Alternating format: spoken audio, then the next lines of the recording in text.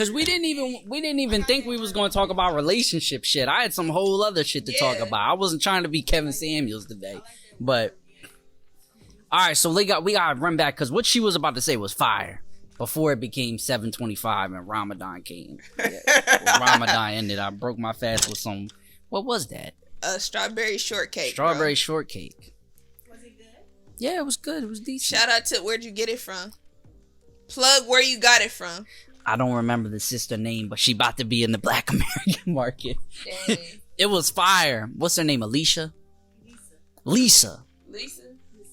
Miss Lisa. Sister Lisa. Fantasy, boom, it's right here. Show the Shout out to Fantasy Cakes. Fantasy Strawberry. Cakes.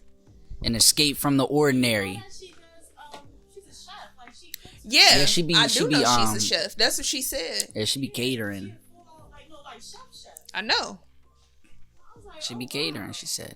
Yeah. You got the big whip body, John? They $25 now. All her butters and scrubs is half Bro, off. what? That's like 2 months worth of shit. Yeah. She What? don't got no more bad boy. She trying to get rid of all her butters and scrubs right now so she could re-up. That in John here. usually $50. Yeah, it's $25 now.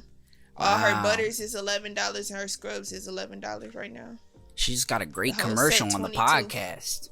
For free. For sure. She got a great Hey, commercial. shop with Nutter Butter on our website right now or come in the store. Because as soon as it's gone, it's gone. When she Not Sabrina putting when it in she the drop camera. it, it's over with. When she drop this new set, it's over with. All All right, right, cool. so So we were talking about how you stated that we didn't really want to get into like black men and black women protecting each other because we often do. And I said I think that the level of protection could be misconstrued because the way that a woman could view a man being protective of her based off of her traumas could be that he's being controlling or manipulative, and the woman protecting the man could be viewed as her exhibiting toxic masculinity at certain points of time, and or insecurities more so than any other, because it could be, well, yeah, like example, and I'm gonna ask this out loud, and ladies, you can drop your comments. How do you feel about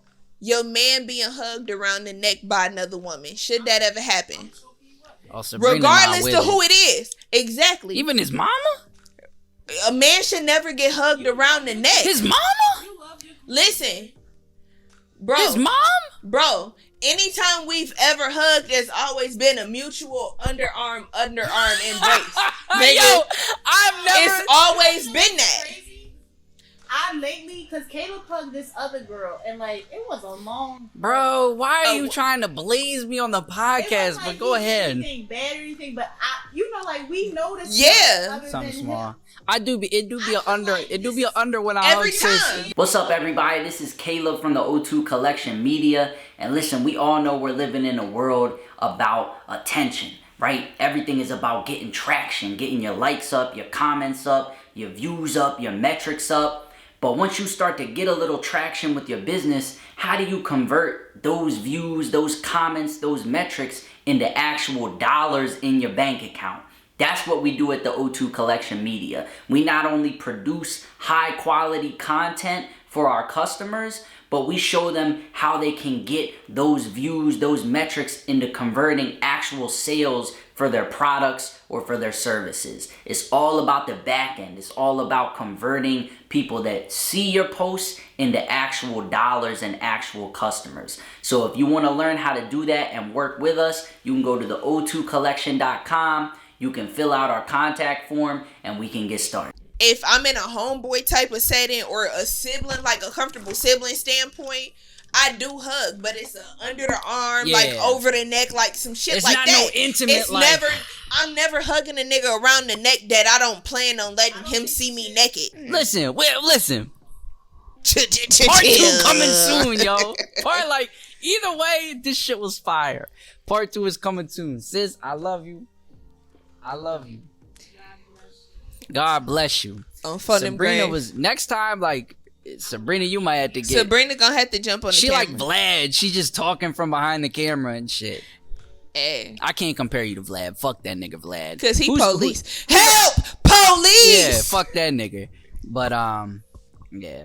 Okay. Last question.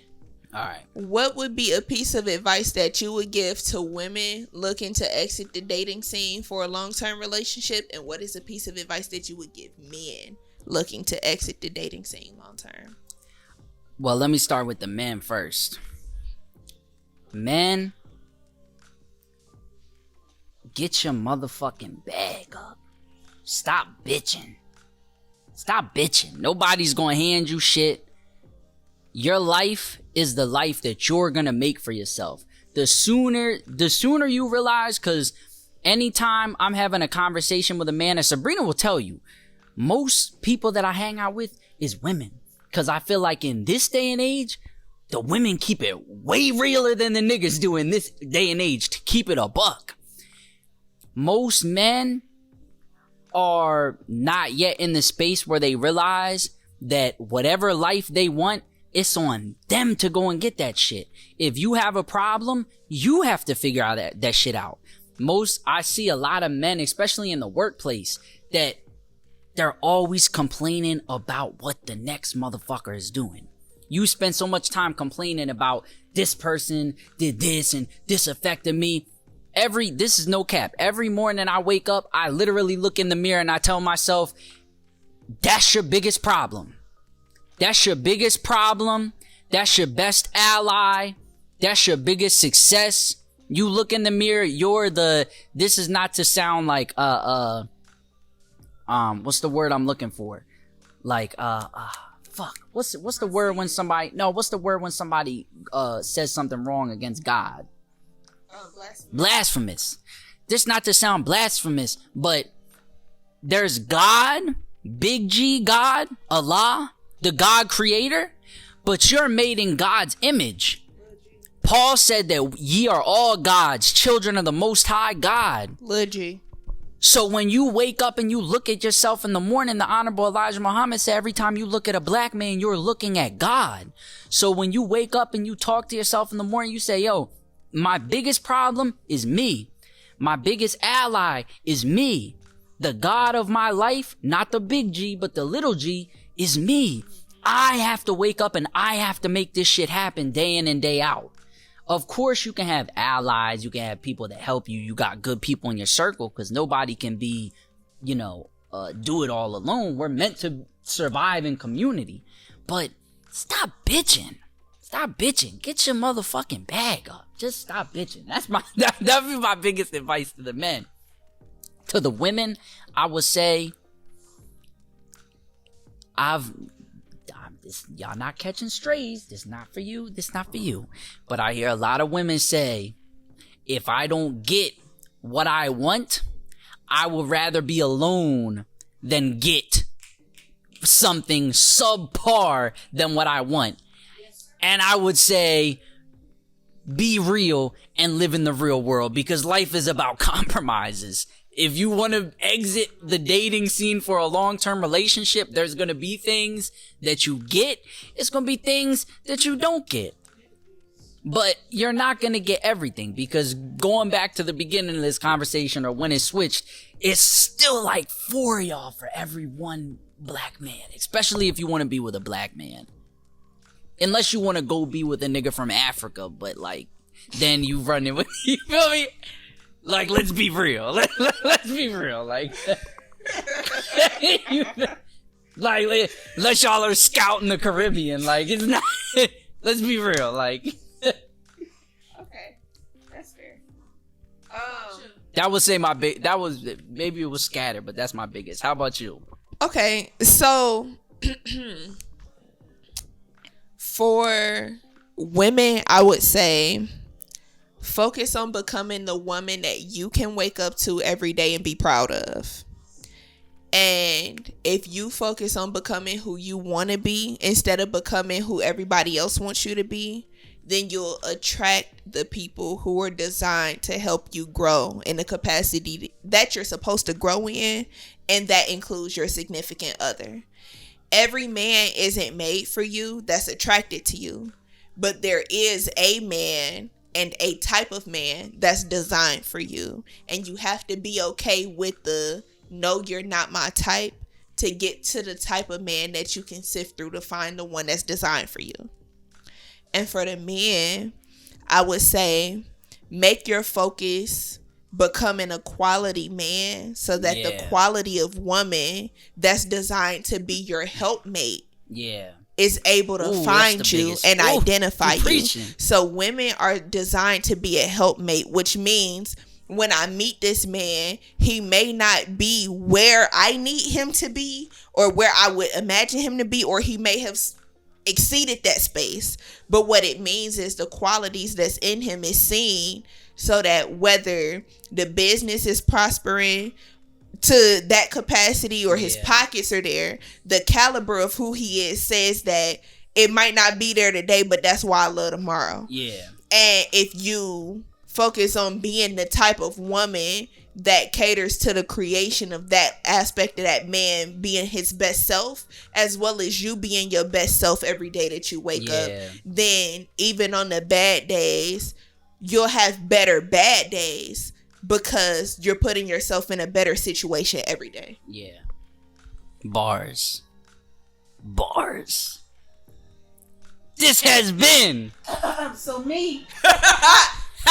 Let's Sabrina, go, Sabrina. Come talk in the camera. No, come talk. All right, come on. Me personally, for women, it might not even catch your audio from over there. It can catch my audio. Okay.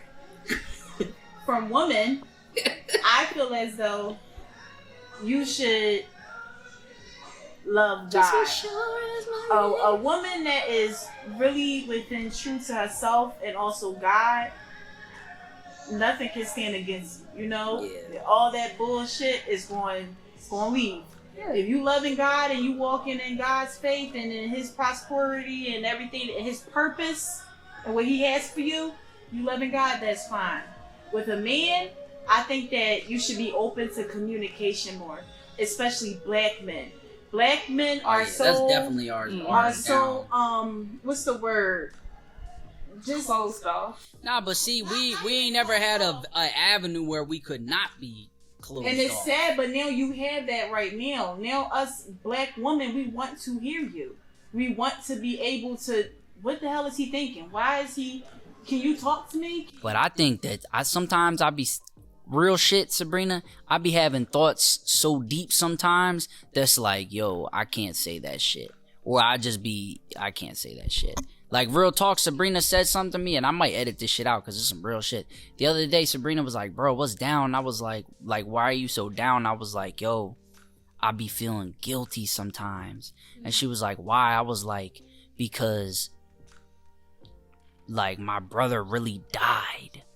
Like, that nigga's dead. He's not coming back. Like, my niece is growing up without a father. And so many other people that I grew up with is either dead or they life is just fucked up. Like, and yeah, I got my issues, but like, my life is good. And a lot of people that made me who I am, they either dead or they life is fucked up. That's not your fault. And I'm gonna tell you why. Because the quality of life that anybody lives comes down to choices. Yeah. And the people who helped to shape the choices you made may have been people who made bad choices, and you looked at the quality of life that they had based off the patterns of their bad choices. And you took the good of their choices and applied it, and you took the bad of their choices and what didn't resonate with you didn't make, because everybody makes bad choices. And there's some people that made bad choices that I follow behind, and there's other people that made good choices that the choice didn't resonate with me. And I won't say I made a bad choice, but I made the choice that better resonated with me because of the outcome that I was able to see tangibly. So the people that you love that may not have the best quality of life, where you do have a better quality of life, are people that you're still able to learn from and love the same way daily. And it may take for you flipping the script to become the example to help them make better choices to boost their quality of life. Because the hard part about being and identifying as Black is that when we make those better decisions, we don't often have the mentorship to guide us into what it looks like to maintain the better position. So when we're trying to maintain the positions that we're in or even elevate past them, we're really in a space of isolation. Yeah. Because even with us being in an even playing field where we're pushing towards the same goal, I can never tell you what the best decision is as a black man. And you can never give me guidance as a black woman of what the best decision would be. Yeah. So where you can give advice as to who you know me to be, right, and who you can see me growing into as the end result, who I identify as and the core of who I am, will never be aligned in that space. Yeah. So I just think that men should be more open, like how you was just open to tell me that the other day. Men have to be understanding, like when you dealing with a woman and y'all want this woman that follow behind you, you have to provide that atmosphere. And a closed-minded man and a closed-mouthed man ain't providing that atmosphere. You have to provide me that soft life. You have to provide me that calm, mood and that laid-back sensation that you can give me. If not, I'm not going to be there. But I will say, as a woman who naturally leads, I've been told before that I don't provide space for a man to feel needed. And that's because I'm not designed to provide space for any man to feel like he can lead. I'm designed for a certain type of man to lead. However, when he does show up, I have to be intentional to make sure that his ideas for growth is accepted. And I think as black women, you're not even a woman. We're not designed to provide any space. Yes, the man provide the space. He provide the house. Whatever he gives us, we make millions upon. Exactly. Which means if he gives us the space and we magnify that space into a bigger space, then that means he's supposed to be able to take that and give us more ideas to magnify.